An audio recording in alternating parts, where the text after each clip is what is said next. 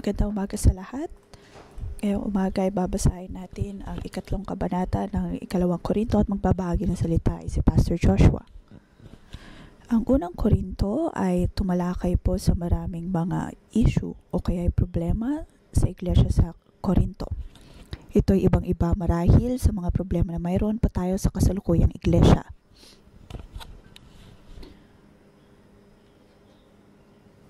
At kung susubukan po nating maghanap ng mga solusyon sa kasalukuyan nating mga problema mula sa libro ng unang Korinto, tayo po ay mahihirapan. Dati ay ayaw nilang magpakasal, ngunit sa panahon natin ngayon naman ay maraming gusto magpakasal. Pagkatapos may mga taong nagtatanong tungkol sa diborsyo.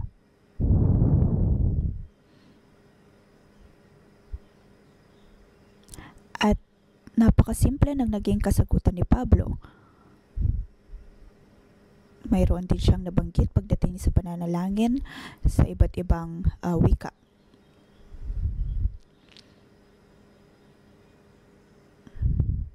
At para kay Pablo, ito ay isang problema.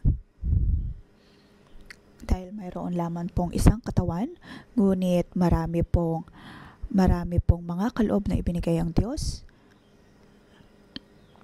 At sa panahon po natin ngayon, maaaring may katanungan bakit kailangan nating manalangin ng ayon sa iba't ibang wika o ang tinatawag na praying in tongues.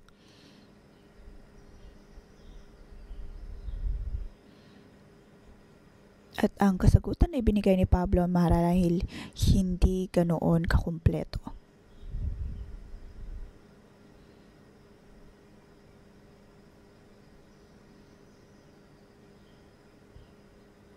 Kaya naman kung gusto po nating maunawaan dito, maaari po nating balikan ang nasa unang Korinto. Lalo na ang 1 Corinthians chapter 14.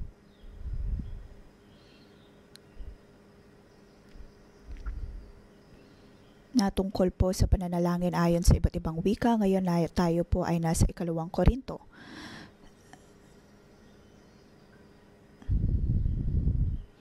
At ito ay sulat o kaya liham ni Pablo para sa mga taga-Korinto, ngunit mayroon pong mga parte ng liham na hindi na sama dito. Dito si Pablo ay patuloy na nagsusulat, patuloy na sumasagot.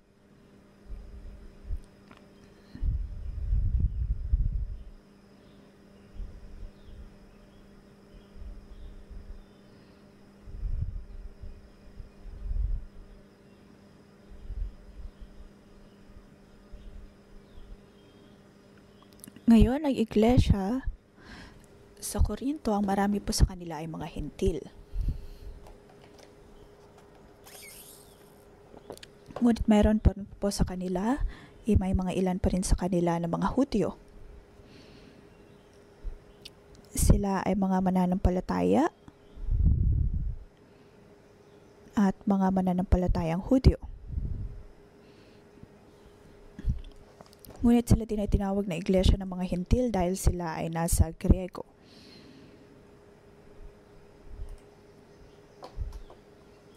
At ito ay isa din pong lugar na napuntahan ni Pablo nang siya ay nandoon.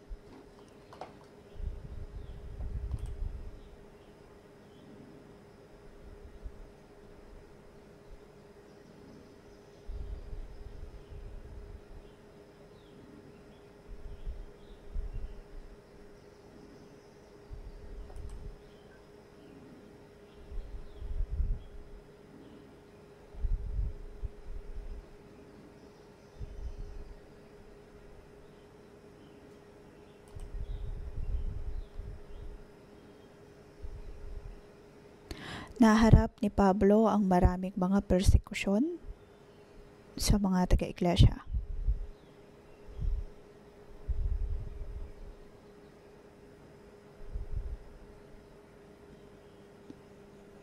At para sa mga mananampalataya, mayroon din po silang mga tradisyon, mga bagay na pinanghahawakan, lalo na kay Pablo.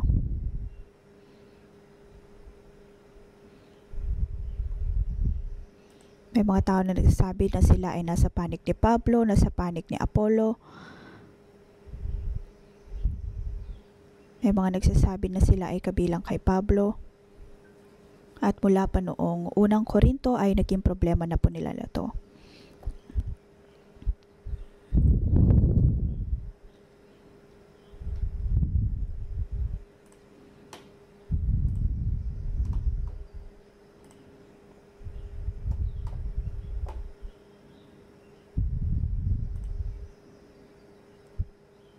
Si Pablo ay ilang beses nang tinanggihan ng maraming mga tao.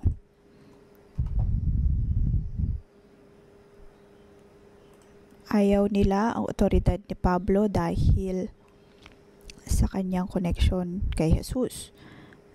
At ang mga pagtuturo ni Pablo ay ibang-iba sa mula sa lumang tipan.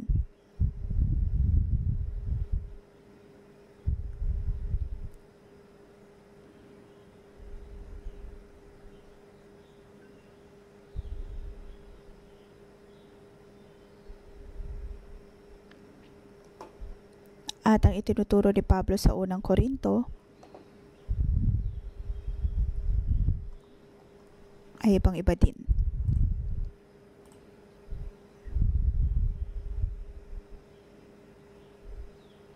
Sinasabi ni Pablo na dapat tayong mayroong kalayaan pagdating sa pagkain. At itinuturo din na hindi naman iyon ang pinakamahalaga, ngunit kanila ding binibigyang diin na dapat lahat ng ating ginagawa ay hindi nagdudulot ng pagkatisod sa iba.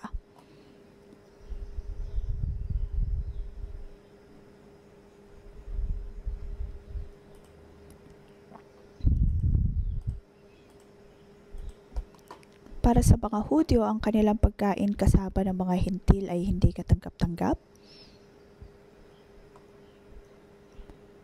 Kaya naman nang si Pedro ay nagtungo sa iglesia doon, lalo na sa Galacia, at kumain kasama ng mga Galacia, at nang si James, nang siya ay na kapatid ni Jesus, ay nagpunta din sa Galacia, sa kanyang pagdating doon, nang makita ni Pedro ang grupo ng mga taong iyon, agad siyang umalis.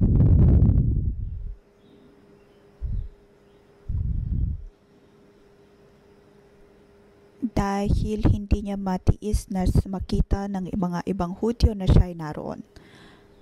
Dahil siya ay makakatanggap ng persekusyon.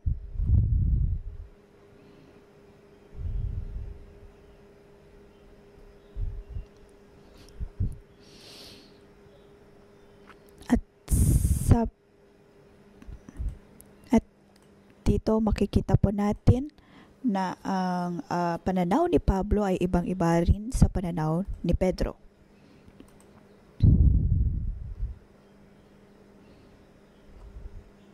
Kaya naman hindi nila matanggap si Pablo.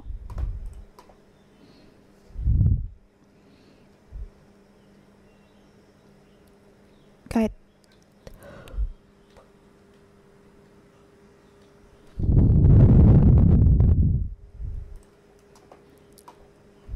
unang tumindig upang mangusap ay si Pedro, pagkatapos si Pablo, pagkatapos ay si James, Jaime.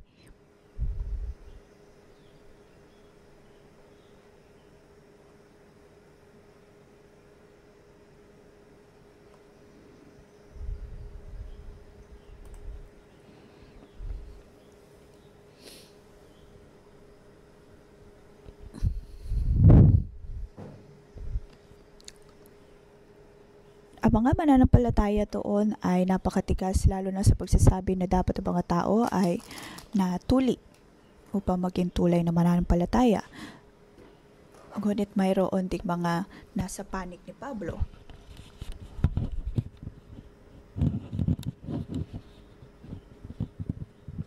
Dahil sa mga paghahating ito, kung kaya naman na ipadala si Pablo at si Barnabas upang malinawan pagdating sa usaping ito.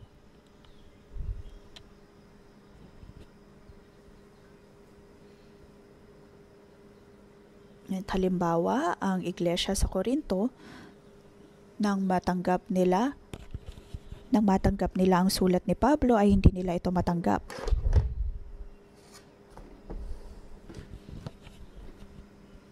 Hindi nila matanggap na si Pablo at si Barnabas ay nangungusap sa mga taga-Jerusalem.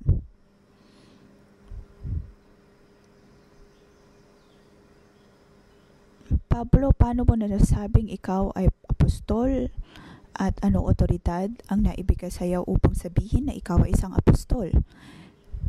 Hindi nila matanggap si Pablo. Dahil kung matatanggapin nila si Pablo,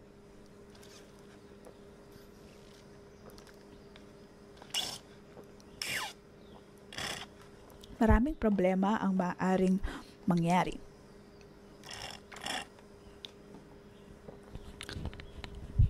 Maraming mga aspeto ng kanilang buhay ang hindi nila maharap. Ang problema pagdating sa pagkain, problema pagdating sa pagtutuli. Ngunit para kay Pablo, mayroon po siyang dalawang prinsipyo. Una, ay mahal niya pa rin ang iglesia sa Korinto.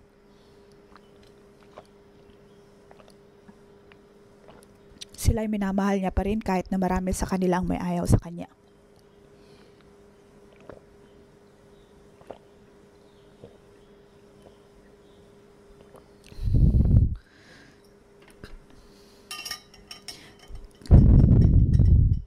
Nais ni Pablo na magpunta sa Korinto, ngunit hindi ito mapangyari. Kaya naman sila ay sumulat pabalik kay Pablo upang pagalitan siya. Sabi mo darating ka pero hindi ka dumating, hindi ka tapat sa iyong mga salita, hindi ka apostol sa ganitong paraan.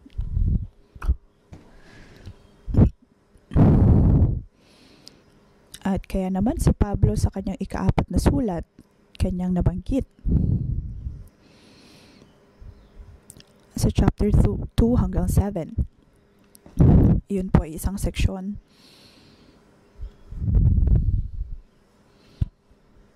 at kanyang binigyang diin ang kanyang pagkakakilanlan bilang apostol. Ngayon tayo po ay nasa chapter 3, isang napakahalagang bahagi.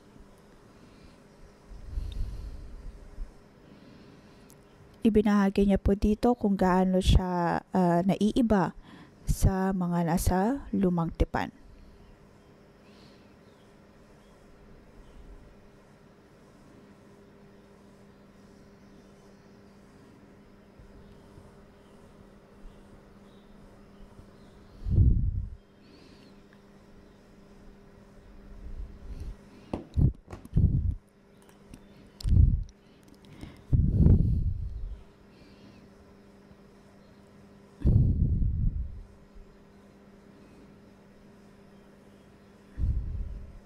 Bakit mayroong malaking pagkakaiba pagdating sa bagong tipan at lumang tipan?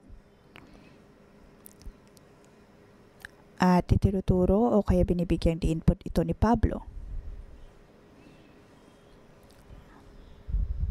Kung ang bagong tipan ay mas maluwalhati, paano naman po natin titignan ang lumang tipan? Ito po ang diniskusyon ni Pablo sa chapter 3 ng 2 Korinto. Alam kong nais ng Diyos na magsabi ng isa pong bagay sa ating lahat. Iyon po ay nasa verse 5 at 6.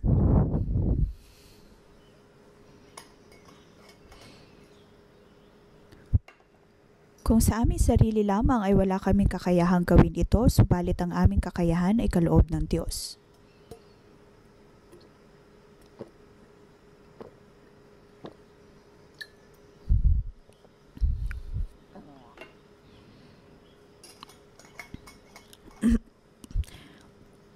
Binigyan niya kami ng kakayahang maging lingkod ng bagong tipan, isang kasunduang hindi ayon sa kautosang nakasulat kundi ayon sa Espiritu, sapagkat ang kautosang nakasulat ay nagdudulot ng kamatayan, ngunit ang Espiritu ay nagbibigay buhay.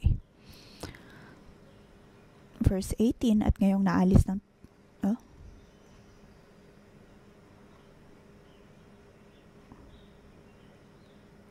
18, at ngayong naalis ng talukbong nagniningning sa ating mga mukha ang kalwalhatian ng Panginoon, at ang kalwalhatiang iyan na nagmumula sa Panginoon na siyang Espiritu ang siyang magbabago sa atin mula sa isang antas ng kalwalhatian hanggang tayo ay maging kalarawan niya. Naniniwala ko ito ang nais pong ipaalala ng Banal na Espiritu sa atin at bibigyan po natin ng pumagat. Pinalalakas tayo ng Panginoon upang maging lingkod ng bagong tipan.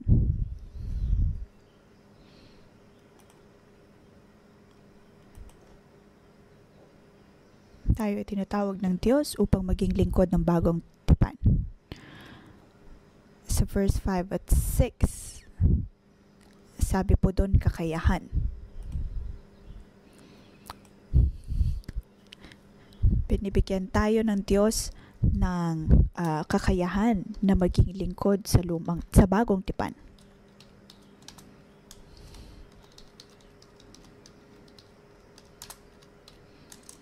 Paano po tayo binibigyan ng Diyos ng kakayahan na gawin po ito? Hindi po ayon sa kasulatan, kundi ayon sa Espiritu.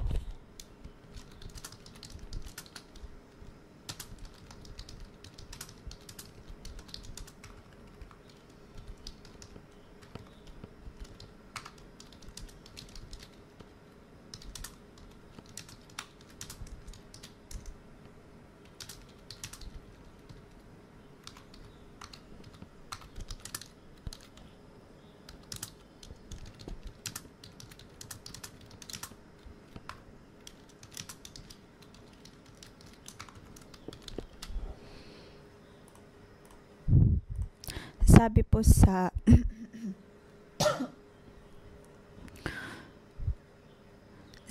verse 2, kayo mismo ang aming sulat ng rekomendasyon, nakasulat kayo sa aming puso upang makilala at mabasa ng lahat. Ipinapakita ninyo na kayo ay sulat ni Kristo na ipinadala niya sa pamamagitan namin, hindi nakasulat sa tinta kundi isinulat ng Espiritu ng Diyos na buhay, at hindi sa mga tapyas na bato kundi nakaukit sa puso ng mga tao. Ito po ang unang subpoint ng unang paragraph.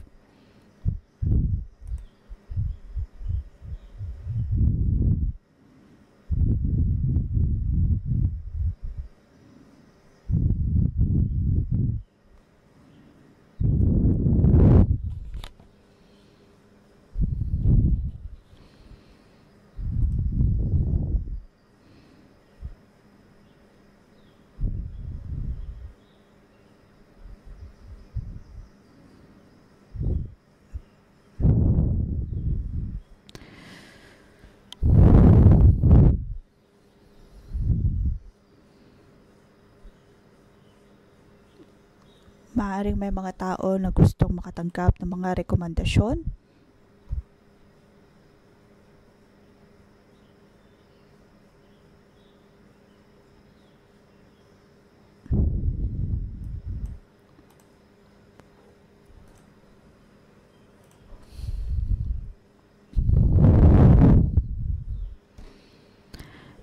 Dito may mga nagtatanong pagdating sa sulat ng rekomendasyon mula kay Pablo, ngunit kanyang sinasabi na hindi ito kailangan gawin. Dahil siya man din ay hindi nangangailangan ng sulat na ito upang mapapurihan ang sarili. Sinasabi ni Pablo, ako ay naging apostol hindi dahil sa inyong rekomendasyon o hindi dahil kinakailangan ko magbigay rekomendasyon sa inyo, dahil kayo mismo ay mga sulat na isinulat ni Kristo. Isinulat ng Banal na Espiritu upang makita ng lahat. Kayo ang bunga ng aking pagpapagal, lalo na sa Ebanghelyo. Ako ang nagpanganak sa inyo. Ako ang inyong espiritual na ama. Kailangan bang magsulat ng isang ama ng rekomendasyon para kayo'y papurihan? Ngunit sinasabi ni Pablo dito, hindi na kailangan pagkat kayo'y nakasulat sa aking puso na kilala at nabasa ng lahat.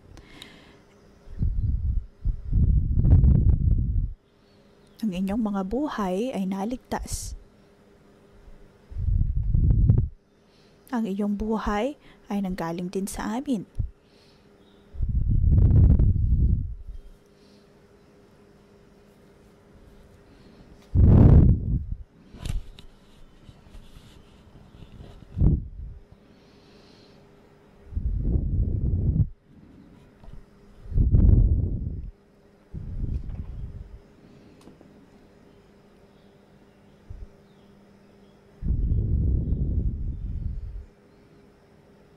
Lahat na ito ay naisulat ayon sa Espiritu ng Diyos. Hindi naisulat sa tapyas ng bato.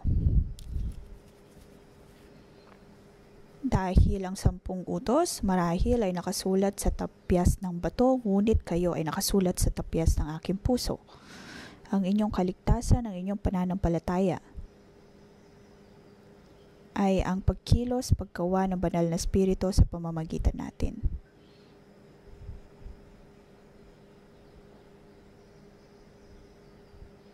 So verse 4 at verse 6 ay ang ikalawang subpoint ng unang talata. Iyon po ay napakahalaga.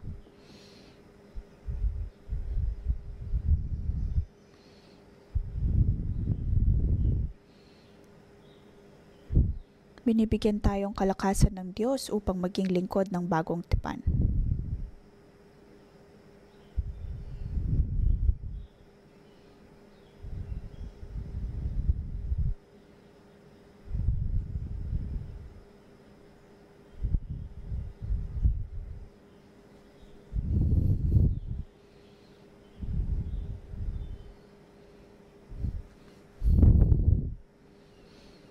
Sabi po dito sa verse 5, kung aming sarili lamang ay wala kaming kakayahang gawin ito, subalit ang aming kakayahan ay kaloob ng Diyos. Ito ay hindi po dahil sa ating kakayahan. Ngayon tayo po ay naging lingkod ng bagong tipan, hindi dahil sa kakayahan na mayroon pa tayo, sariling kakayahan natin.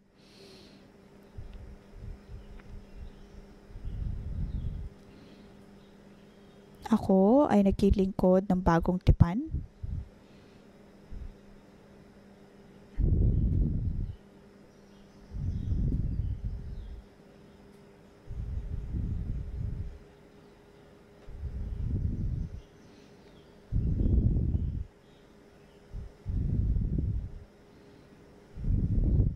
Ang aking kapangyarihan ay nagmumula sa Diyos.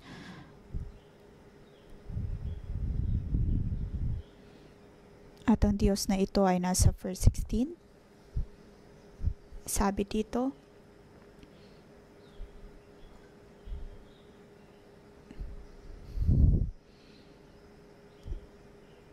Diyos ang nagbigay sa atin ng kakayahan upang maging lingkod ng bagong tipan.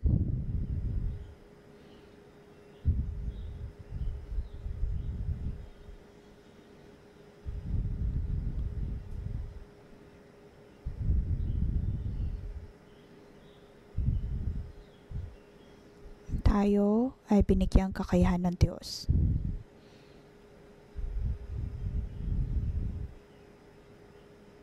Diyos ang nagbigay sa akin ng kalakasan na ito.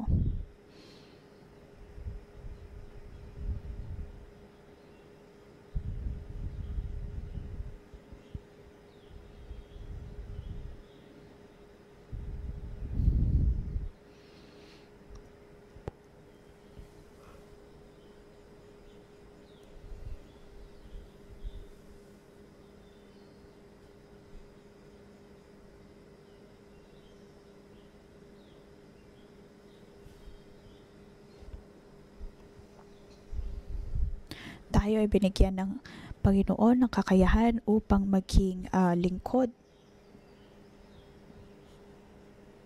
ng bagong tipan.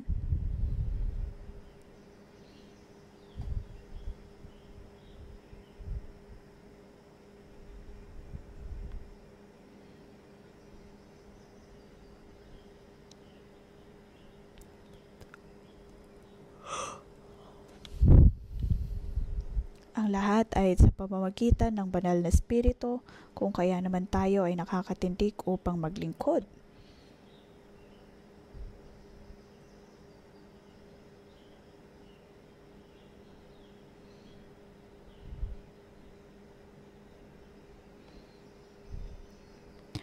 Ang liwanag na nagmumula sa Diyos ang siyang tumutulong po sa atin.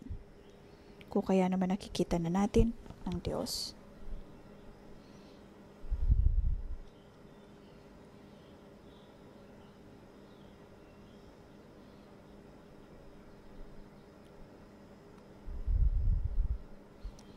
Ang Ang lahat ay dahil sa banal na Espiritu.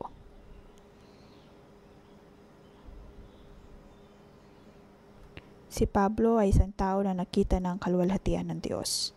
Maging si Pedro ay hindi po nagkaroon ng ganoong oportunidad. Ang kaluwalhatian na nakita ni Pedro ay kakaiba. Nang siya ay nasa Syria at Philippi, ng kanyang pinaniwalaan na si Jesus ang Diyos.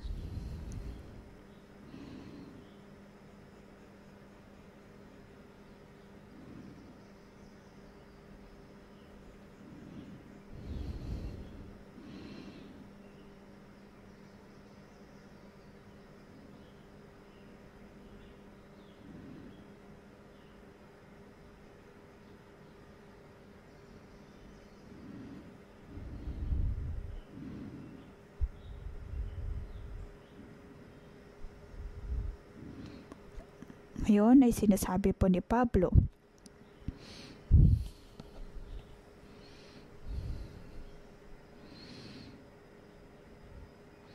na siya ay may kakayahan hindi dahil sa rekomendasyon ng iba kundi dahil sa pagkilos ng banal na Espiritu.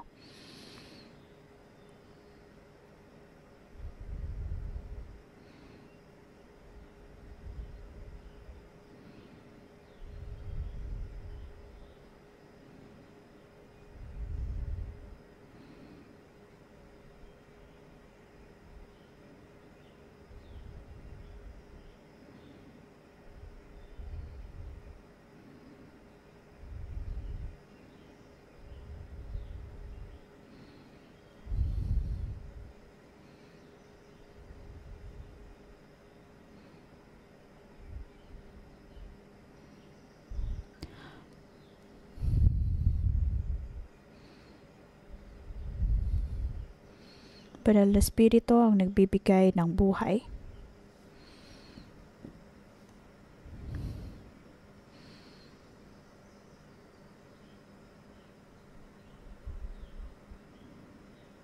Ngayon tayo po ay nasa verse 7 hanggang 11. Ito po ang ikalawang talata.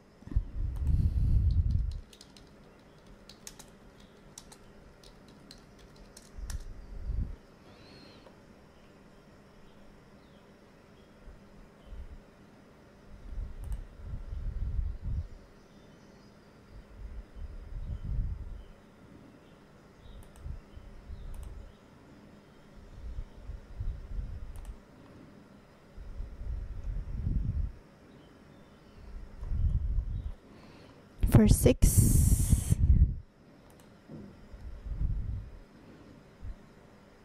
Sinasabi po dito na si Pablo ang ministro ng bagong tipan. Pagkatapos ay nagsimula silang magkumpara kung paano ang sa lumang tipan at bagong tipan. Sa verse 7, nang ibigay ang kautosang nakaukit sa mga tapyas ng bato na hayag ang kaluwalhatian ng Diyos, kaya nga hindi matingnan ng mga Israelita ang mukha ni Moises kahit na ang liwanag na iyon ay sa mukha niya ay pansamantala lamang.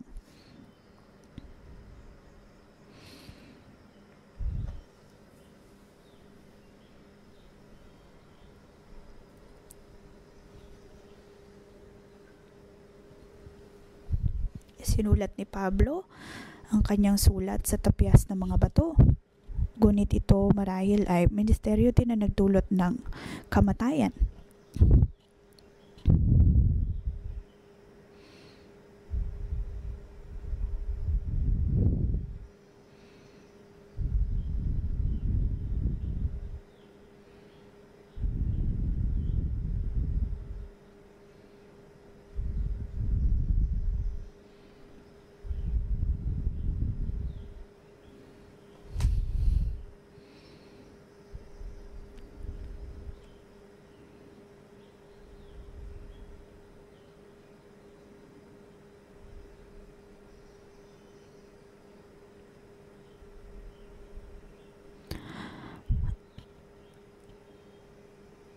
Naroon ang kalwatian ng Diyos sa mukha ni Pablo.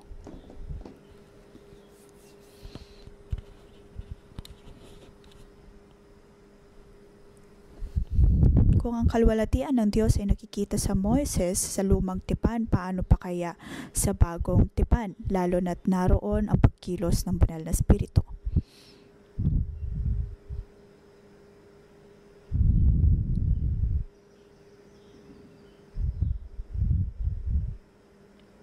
Sabi dito, kung ang paglilingkod na batay sa kautosang nakaukit sa bato at nagdadala ng kamatayan ay dumating na may kalakip na gayong kalwalhatian, gaano pa kaya ang kalwalhatian ng paglilingkod ayon sa Espiritu? Kung may kalwalhatian ang paglilingkod na nagdudulot ng hatol na kamatayan, lalo pang malwalhati ang paglilingkod na nagdudulot ng pagpapawalang sala.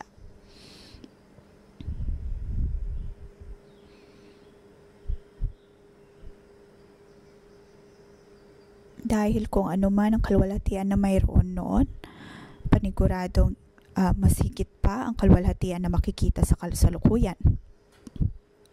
Sabi sa verse 11, kung may kalwalhatian lumalipas, lalong higit ang kalwalhatian ang nananatili magpakailanman. Ang kalwalhatian na nakita kay Moises ay naroon, ngunit patuloy pa ring magpapatuloy ang kalwalhatian na nagbumula kay Kristo. Bakit po binigyang diin ni Pablo ang aspetong ito? Dahil ang mga tao na ayaw kay Pablo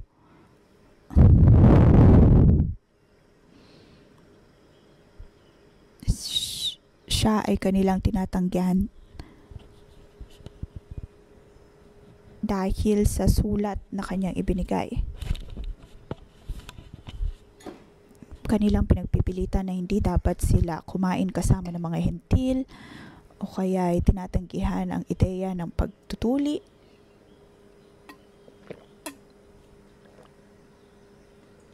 at tinatanggihan ang marami pa niyang mga rekomendasyon. Ngunit dito binibigyang diin na kung ano man ang isinulat ni Pablo ay upang mas lalo pa silang lumapit sa Diyos.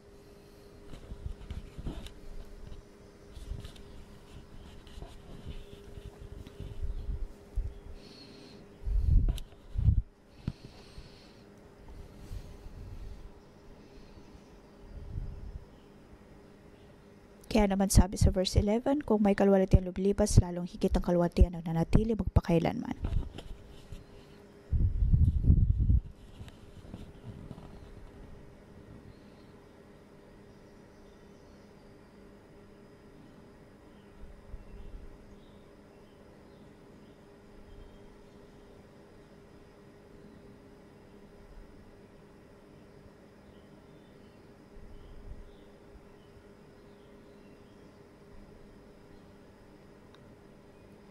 Ang aking paraan ng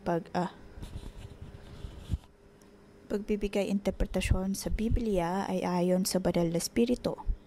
At ito ang binibigyang diin din ni Pablo.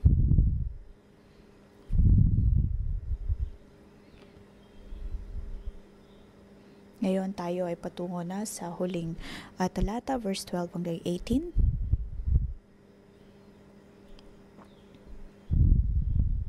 Paano po natin binabasa ang lumang tipan? Paano po dapat natin basahin ang lumang tipan? Sabi ni Pablo,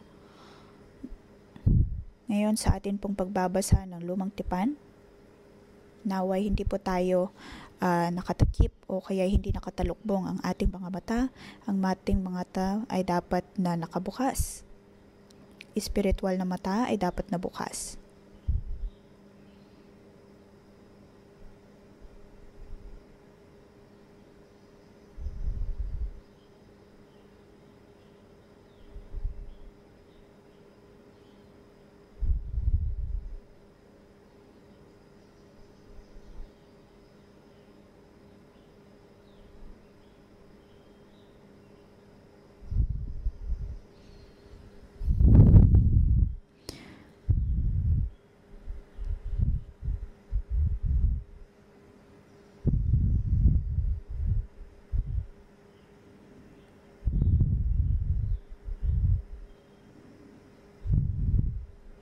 Sabi dito, dahil sa pag-asa naming iyan, malakas ang aming loob.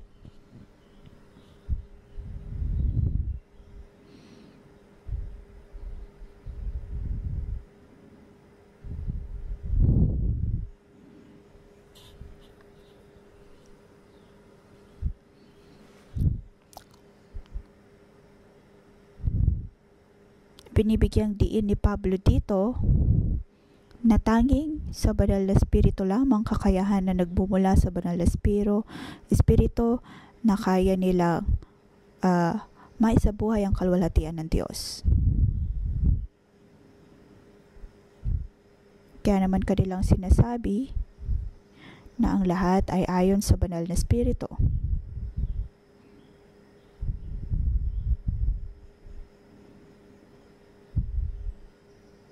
Hindi, sabi sa 13, hindi kami tulad ni Moises na nagtalukbong ng muka para hindi makita ng mga Israelita ang paglipas ng kalwalhatiang iyon.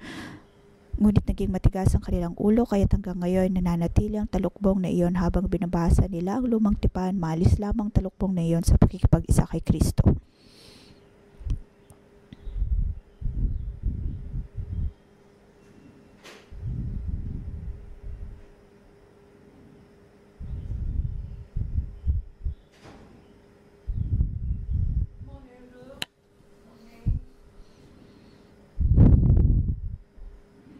Verse 14, ngunit naging matigas ang kanilang ulo, kaya't hanggang ngayon nananatili ang talukbong na iyon habang binabasa nila ang lumang tipan, maalis lamang talukbong na iyon sa pakikipag-isa kay Kristo.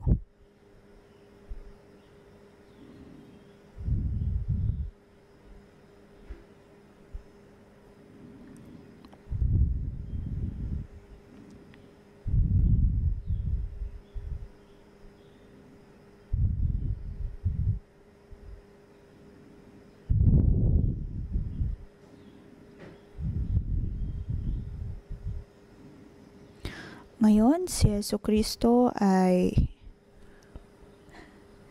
muling nabuhay at ang banal na espiritu ay narito.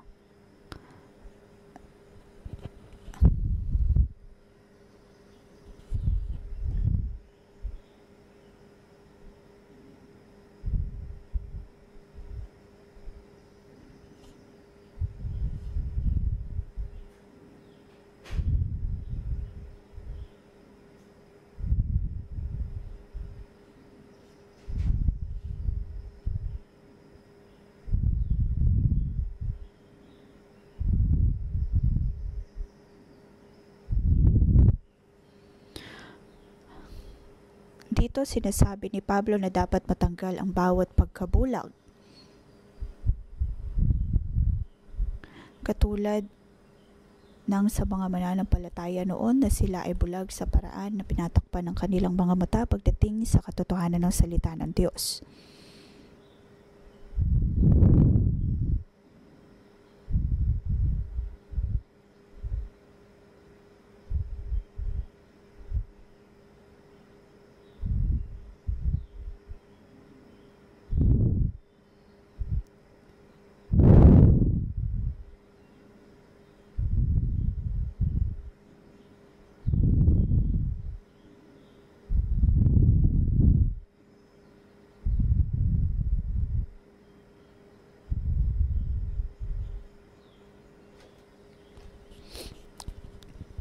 Dito sinasabi ni Pablo, tayo po ba ay naligtas dahil sa mga sulat, naligtas dahil sa mga rekomendasyon ng iba? Pagkatapos ay ang mga mananampalataya ba sa Grego ay naligtas dahil sa sulat ng iba? Hindi, kundi dahil sa kanilang pagtanggap kay Jesucristo at pagtanggap ng banal na espiritu. Kung kaya naman muling ipinaliwanag ni Pablo, hindi dapat na pilitin ng mga hentil na umayon sa kung anumang tradisyon na mayroon ng mga Grego.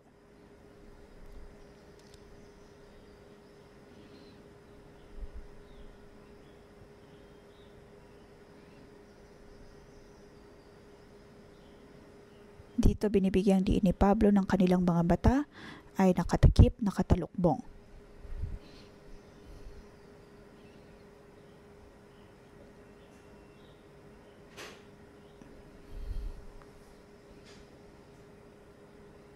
Hindi nila makita ang Espiritu ng Diyos. Tanging sa tulong lamang ng banal na Espiritu na tayo ay makakalapit lalo na sa konsepto ng bagong tipan.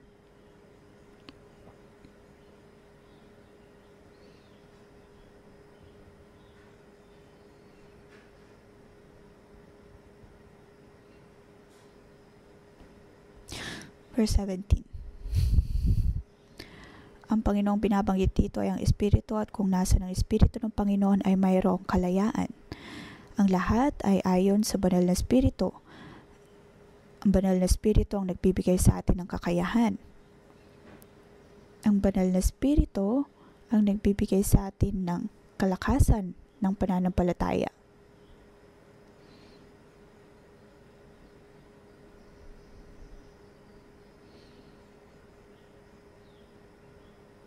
Ang lahat ng mga nakatingin lamang sa lumang tipan ay mawawala rin. Dahil ang tunay na kalayaan, ang tunay na nagbibigay kalayaan ay ang banal na Espiritu.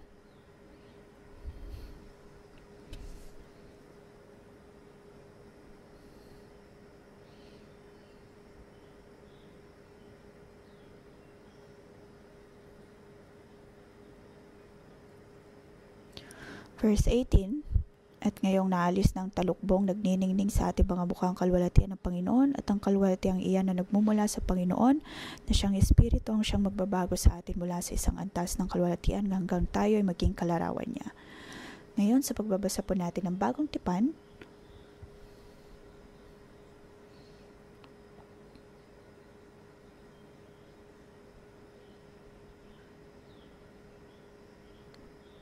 para sa mga taga-Korinto,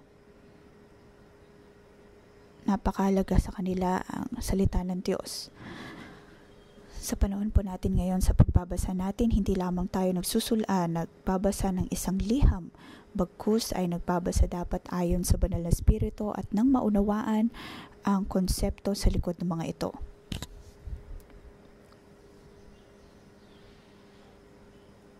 Doon ay kailangan magtalukbong ni Moises ng kanyang buka sa paglapit sa Diyos, ngunit naroon pa rin ang kalwalhatiang iyon.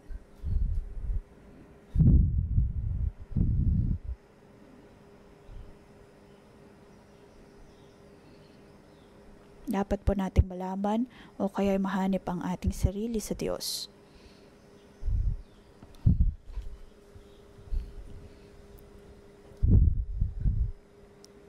Ang atin pong mga buhay ay nasa Diyos. Dapat po tayong mapuno ng banal na Espiritu. At ngayon, sa pagbabasa po natin ng Biblia, sa Bagong Tipan man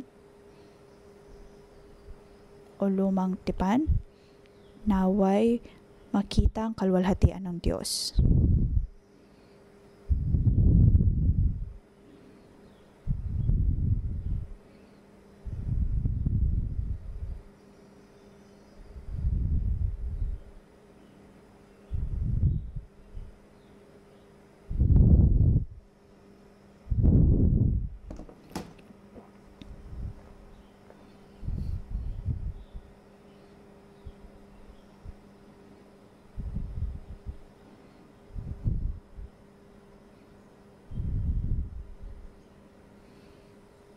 At atin pong napagtanto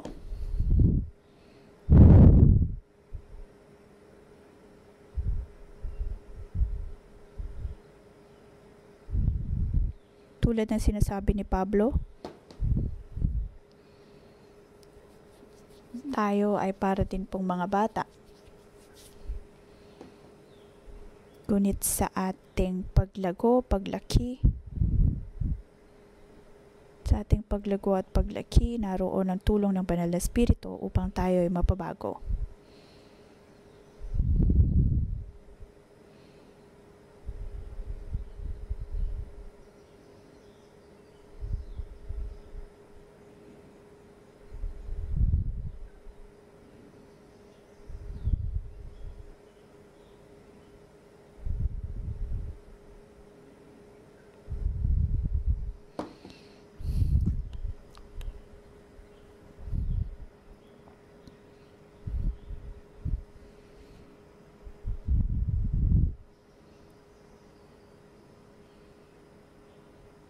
Wag lamang po nating bigyang diin ng mga bagay na bibigay sa atin ng kalungkutan. Dahil naroon po ang banal na Espiritu, tayo ay pangungunahan ng banal na Espiritu upang maging mas ganap na Kristiyano. Kaya naman sa mga nakaraang 25 na taon, ang mga pahayag ng Diyos ay padami ng padami at palinaw ng palinaw. Kaya naman tayong lahat, mga kapatid, ay dapat ding lumago. Huwag lamang po tayong manatili sa ating batang kaisipan. Tayo po ngayon ay kakaiba na.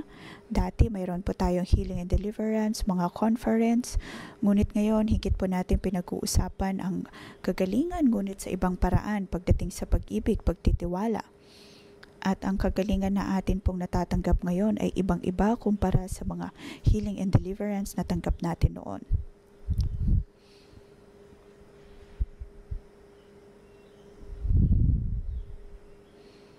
Hindi na kailangan nakakulong lamang sa konsepto ng healing center.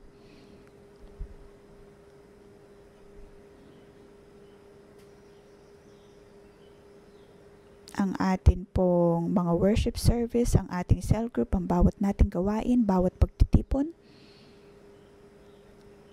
ay pinapalaya ng banal na espiritu, kaya kailangan po nating lumago bilang Kristiyano. Ngayon tayo po ay narito. Panginoon, tulungan mo kami na lumago at magkaroon ng kalwalhatian na ipinapakita ang tunay na kalwalhatian ng Diyos.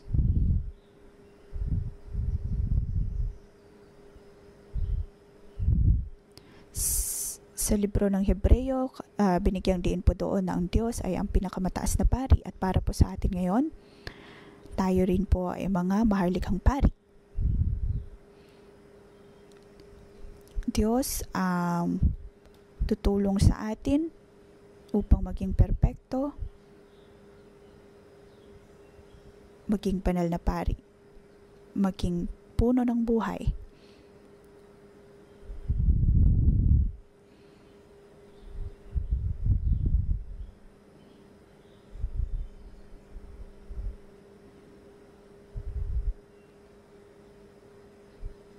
Dapat po nating sampalatayanan ang pahayag na nagmumula sa Diyos, naway tulungan tayo ng Diyos. Ngayon, akin din pong ibinabahagi ang bagay na ito sa aking pagbabahagi ng ayon sa banal na espiritu, ayon sa puno ng buhay. Maaaring tayo ay umaharap ng maraming mga pagtake, ngunit ito po ang katotohanan na ipinapahayag ng Diyos sa akin at sa ating lahat. Kung kaya po nating magpakumbaba,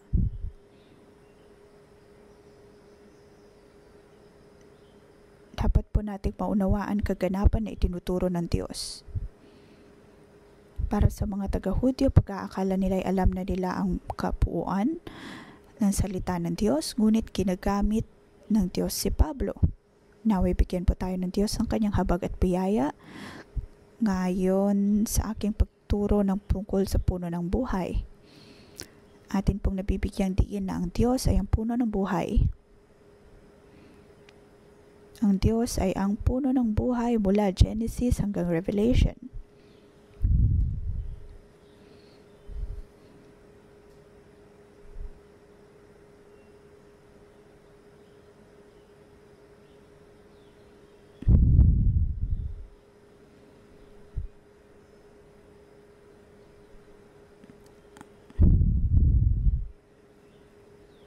Ang puno ng buhay na ito ang siya ding nabanggit sa Revelation na nagbibigay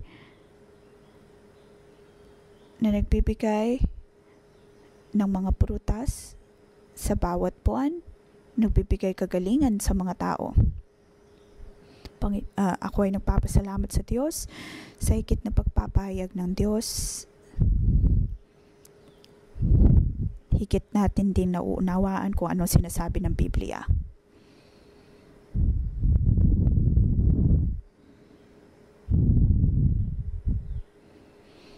Lahat ng ito ay makapangyarihan. Dahil bandang huli ang Diyos ay magniningning.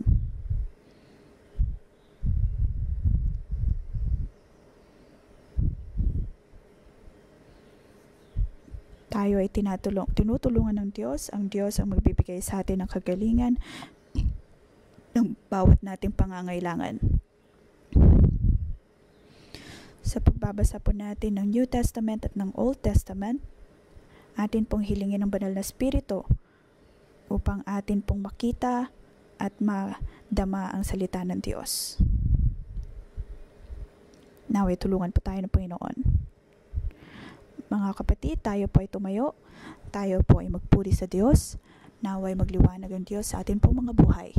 Buksan ang ating mga mata upang ating makita ang Espiritu ng Diyos sa kanyang mga salita.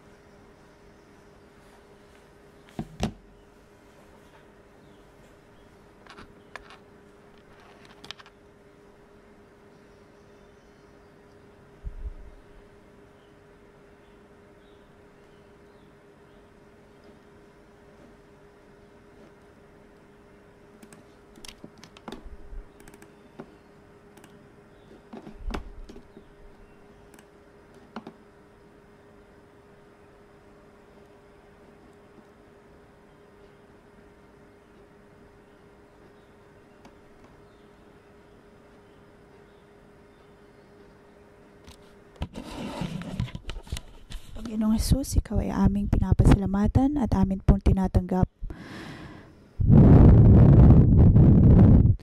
Panginoon, aming sinasabi na nais ka namin makilala. Nais namin makita ang buong katotohanan ng iyong salita. Tayo po ay manalangin sa Diyos. Atin pong purihin ang Diyos na siyang nagbigay po sa atin ng katotohanan. At tayo po ay humingi ng kapatawaran. Maaaring may mga pagkakataon na kinakalaban natin ang ating mga otoridad. Tayo po ay humingi ng tawad sa Panginoon. At ipanalangin na tayo kanyang tulungan.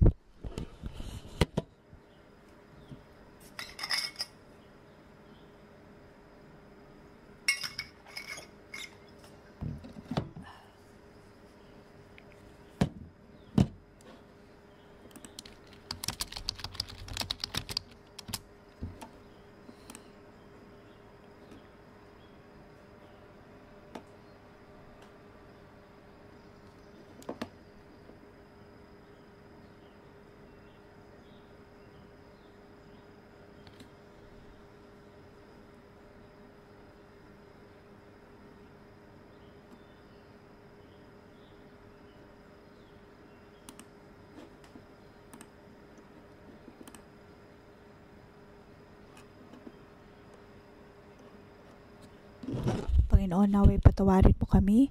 Amin pong hinihinga ng tawad o Diyos na sa amin nga pong mga buhay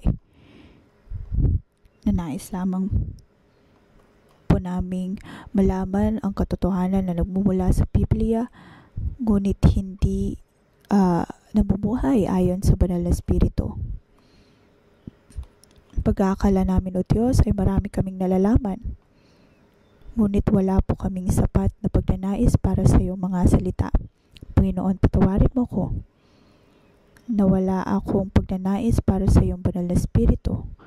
Panginoon, naway mangusap ka sa amin at patawarin ang bawat naming kakulangan. Panginoon, patawarin mo kami. Panginoon, patawarin mo kami o Diyos na ang nais lang namin ay ang iyong mga salita at hindi nabubuhay sa katotohanan.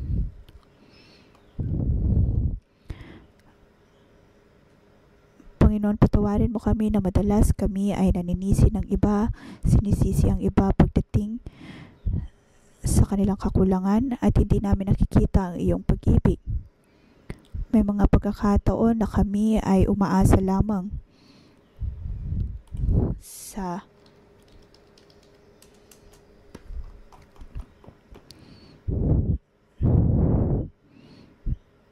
Panginoon, tulungan mo kami upang maging tunay na lingkod ng iyong bagong tipan. Sabi po sa verse 16,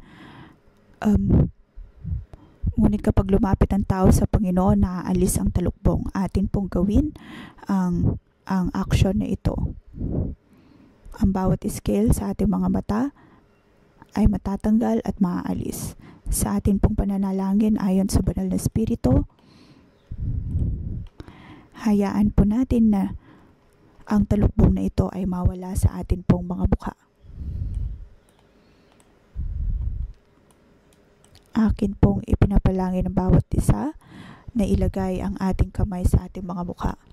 Ito ay pagpapakita kung paanong dati ay hindi tayo umaayon sa kalooban ng Diyos. Maring tayo ay katulad ni Pablo kung saan hinusgahan natin ang iba.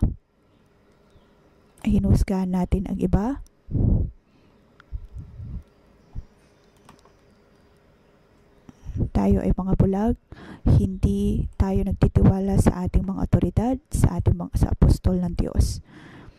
Hindi natin nakikita ang magkaroon ng sapat na pag-ibig at pagtitiwala. Ngayon, aking pinoproklama. 2 Corinthians chapter 3 verse 18. At ngayong naalis ng talukbong, nagniningning sa ating mga mukha ang kalwalhatian ng Panginoon at ang kalwalhatian na nagmumula sa Panginoon na siyang Espiritu ang siyang magbabago sa atin mula sa isang antas ng kalwalhatian hanggang tayo ay maging kalarawan niya. Ngayon ay unti-unti po nating tanggalin ang kamay na ito na nakatalukbong sa ating mga mata. Atin pong iproklama na ang talukbong na ito ay mawawala, ang pagkabulak na ito ay mawawala.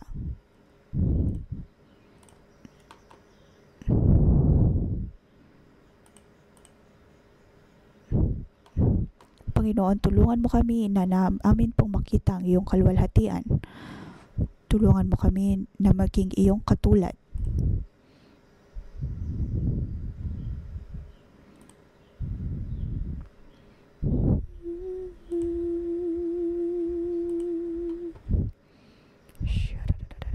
Sa ngalan ng Panginoong Hesus, aking pinoproklama na ang lahat ng pagkabulag ay mawawala at tinatanggal na ng Diyos ang bawat talukbong. Itaas po natin ang ating mga kamay at atin pong tanggapin ang kalooban ng Diyos. Naway matanggap po natin ang higit pang pagpapala ng Diyos. Matanggap natin ang ating pagkakatawag bilang kanyang mga lingkod.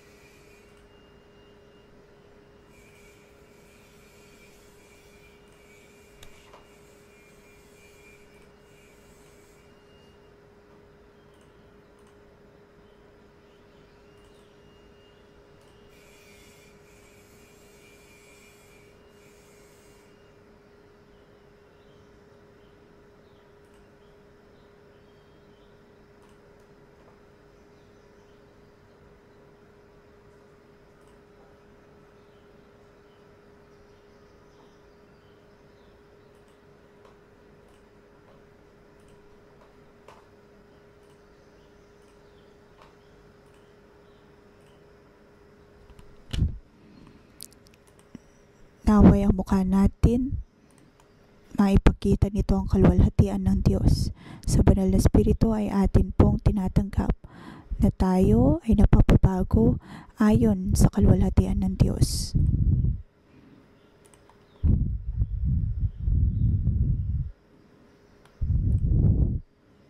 Naway banal na Espiritu ang magpalakas po sa bawat isa sa atin.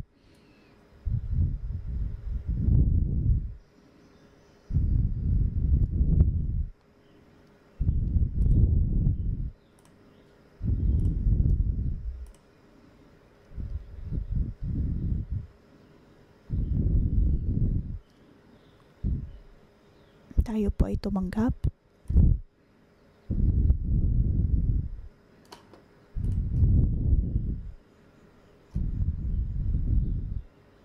Verse 18.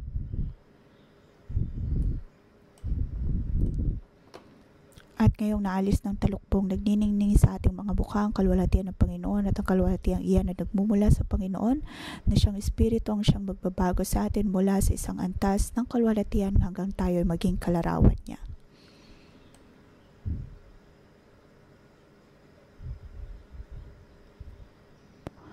Panginoon, naway ang iyong banal na Espiritu ang pumuno sa bawat isa. Banal na Espiritu, O Diyos, ang pumuno sa bawat isa sa amin.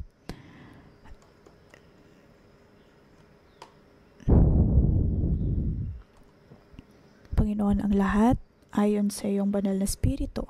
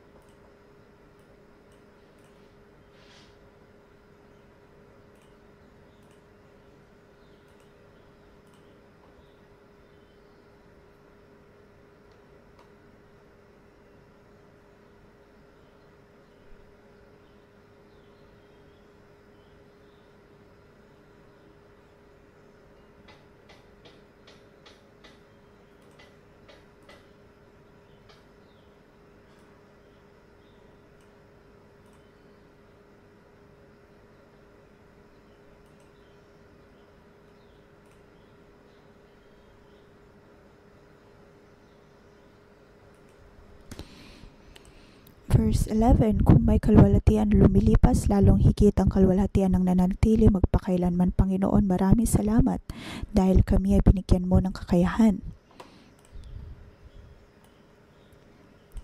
upang makapaglingkod ng pangwalang hanggan, upang maging lingkod ng bagong tipan. Panginoon, tulungan mo kaming matanggal ang bawat pagkabulag sa amin pong mga mata, upang kami ay makapasok sa iyong kaluwalhatian.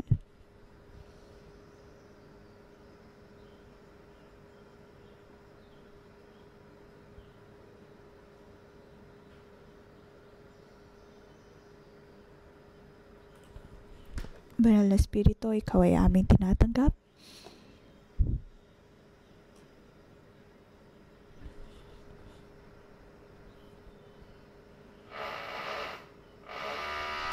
Panginoon, ang lahat ay hindi ayon sa aming sariling kakayahan dahil kami mismo ay nagkukulang.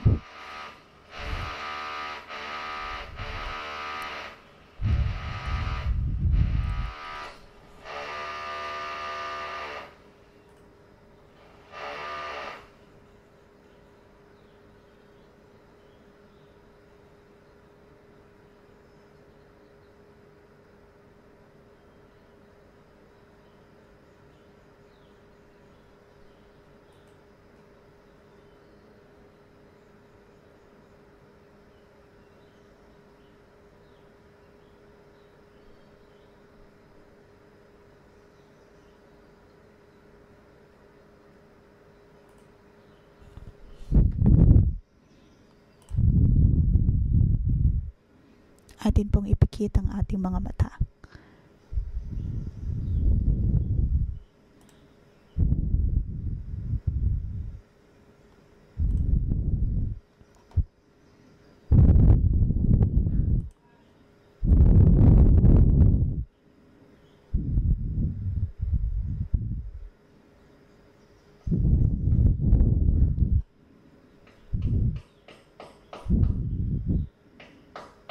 tayo ay patuloy na napapabago ng Diyos.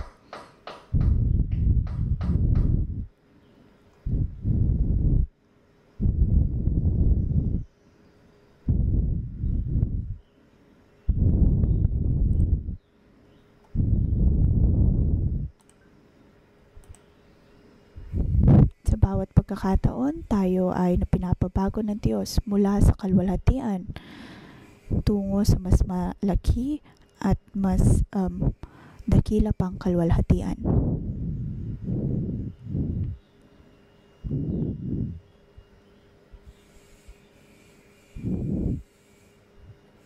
Kung tayo po ay na kay Kristo at ayon sa banal na Espiritu, at sa banal na Espiritu ay atin pong nakikitang kalwalhatian ng Diyos.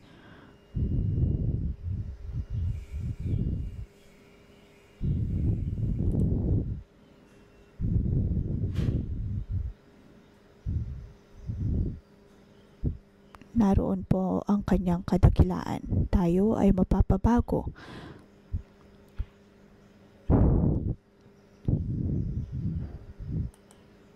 Banal na Espiritu, naway magliwanag ka sa amin pong mga buhay.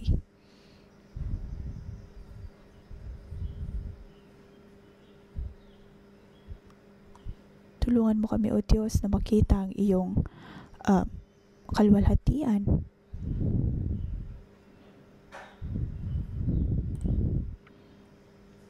Naway matanggal ang bawat pagkabulag sa aming mga mata, matanggal ang talukbong. At tulungan mo kaming makita ang iyong kalwalhatian.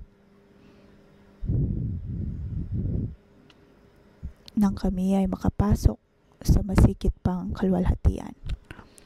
Sa tuwing binabasa namin ang iyong mga salita, lumang tipan at bagong tipan, hindi kami nagbabasa ayon lamang sa aming kakayahan, pagkus ay ayon sa banal na Espiritu dahil kami iyon ang pinalaya.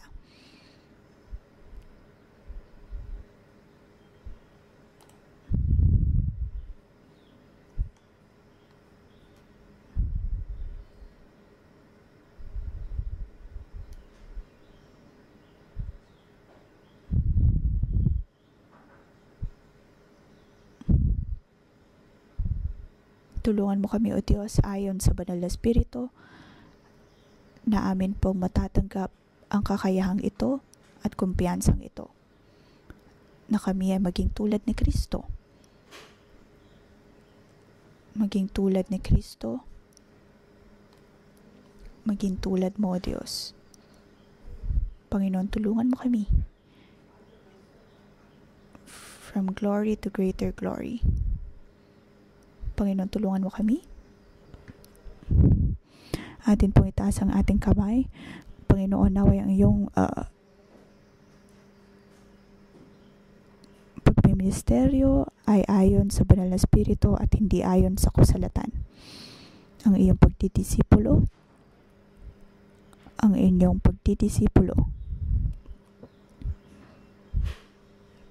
ay